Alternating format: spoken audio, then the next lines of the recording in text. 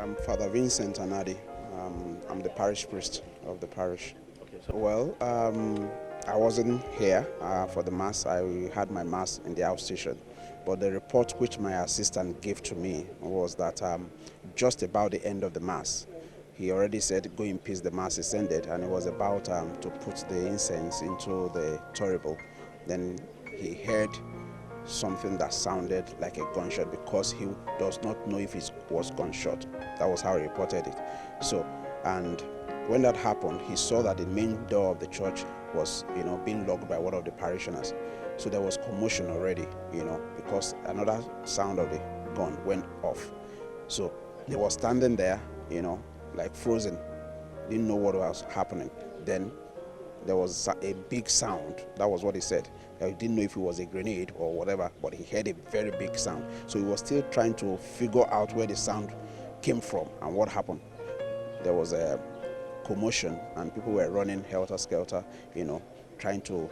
So he also told the people, go into the sacristy, go, because everybody was running towards the sanctuary. So he also went into the sacristy and then had to take cover in the sacristy. So that's.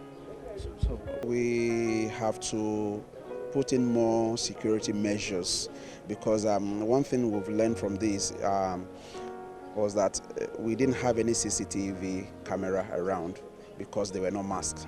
If we had security cameras around, perhaps by now the identity of the individuals would have been discovered. So we also noticed that the church seemed to be very open because, of course, it's a house of God, no discrimination, and there was no need for anybody because it has always been relatively quiet and peaceful, in the community. So, but going forward now, we have to put in, scanners and all those things and be more conscious of strange persons, in the community when they come for worship.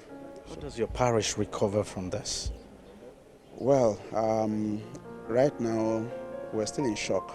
We're still in shock, and we're still trying to identify those who lost their lives, and then to know the number of persons, because there are various categories of the wounded.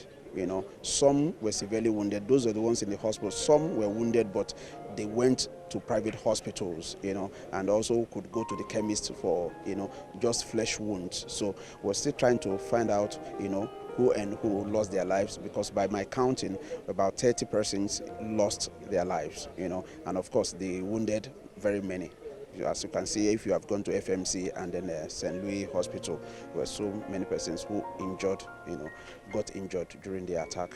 Well, we trust in God, and we must continue to forge ahead. We would not allow this to define us as a people. We must look unto Christ, who gives us strength even in difficult moments as this. So I will challenge them to keep praying, and we're hoping that through our prayers, those involved will be brought to book, because we believe nothing is impossible for God.